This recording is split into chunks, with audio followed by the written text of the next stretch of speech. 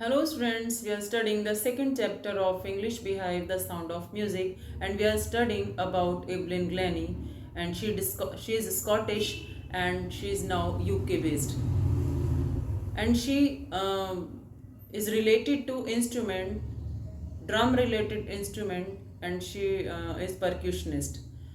जो drum related instrument है उनको परक्यूशनिस्ट बोलते हैं, वो बजाती हैं. Evelyn Glennie listen to sound without hearing it, बिना सुने वो म्यूज़िक को फील करती हैं. तो यही हमने कल कुछ पढ़ा था उनके बारे में कि वो रॉयल एकेडमी जाती हैं और उनकी जो सुनने की शक्ति है वो 8 साल में कम हो जाती है और 11 साल तक होते होते उनकी जो सुनने की शक्ति है वो बिल्कुल ख़त्म हो जाती है. और डॉक्टर्स उनको कहते हैं कि अभी आप जो हियरिंग एड्स है वो यूज़ करिए और इनको किसी जो हैंडीकैप जो डेफ के स्कूल्स होते हैं वहाँ पर इनको एडमिशन दिलाइए. तो अभी नेक्स्ट आगे पढ़ते हैं. But Evelyn was not going to give up, लेकिन इवलिन ने हार नहीं मानी. She was determined to lead a normal life and pursue her interest in music. अभी शी वॉज डिटरमाइंड कहते हैं दृढ़ प्रतिज्ञ, यानी कि उसने संकल्प ले लिया था कि मुझे एक नॉर्मल लाइफ जीनी है, डेफ होते हुए भी मुझे एक नॉर्मल लाइफ जीनी है.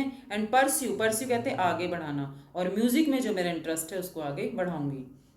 One day she noticed a girl playing a xylophone. एक दिन उन्होंने नोटिस किया, गौर किया कि एक लड़की जो थी वो जाइलोफोन बजा रही थी, वो भी एक म्यूजिकल इंस्ट्रूमेंट है.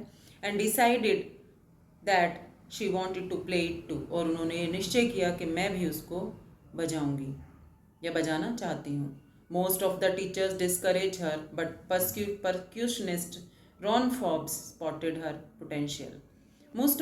बहुत सारे उसके टीचर्स ने उसको एनकरेज किया. स्टूडेंट्स टीचर्स हमेशा डिस्करेज किया. टीचर्स हमेशा एनकरेज करते हैं, लेकिन यहाँ पर उसकी हो सकता है उसकी डेफनेस को देखते हुए, और जो कि उसका जो इंटरेस्ट था वो म्यूज़िक से रिलेटेड था और उसके लिए हियरिंग होना बहुत ज़रूरी है, तो उसके इंटरेस्ट को देखते हुए उन्होंने उसको बोला हो कि आप ऐसा नहीं कर सकते हो.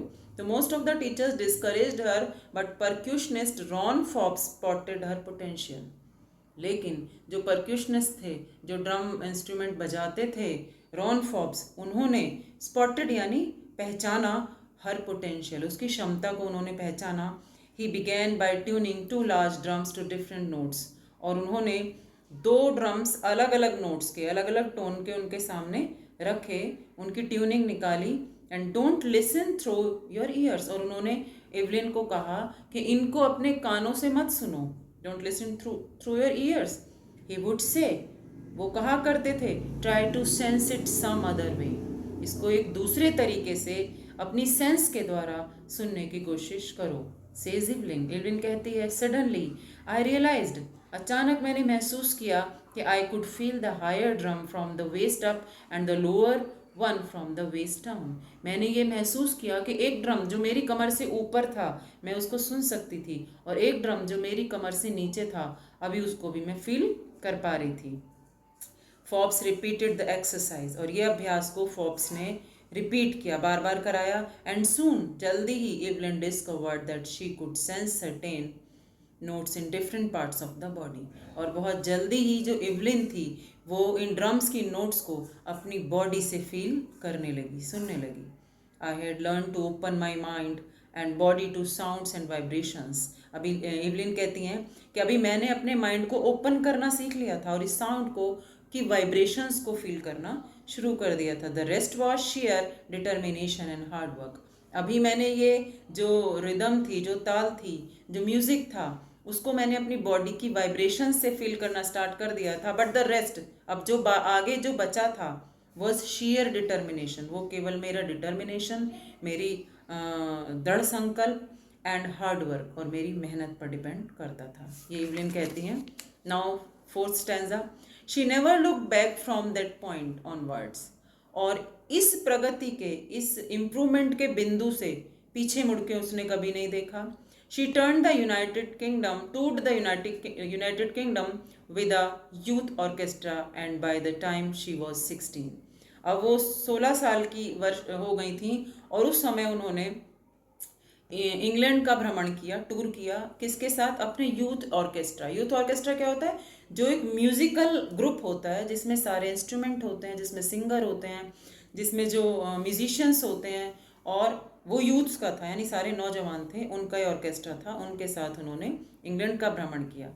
और उसके बाद she had decided to make music her life, और उसके बाद उन्होंने निश्चय कर लिया कि मैं अपना जीवन म्यूज़िक के लिए, संगीत के लिए ही समर्पित करूँगी। She auditioned for the royal academy of music and scored one of the highest marks in the history of the academy. अभी क्या किया उसने?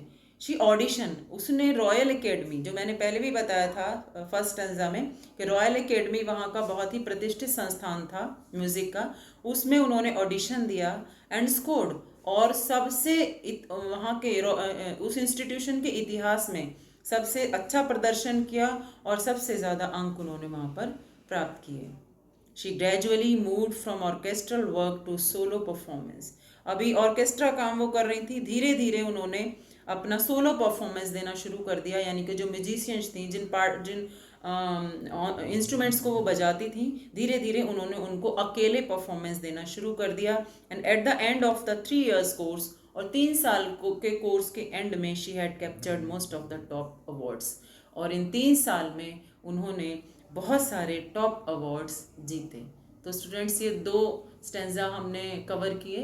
Hope you understood, and next we will cover in the next video. Thank you.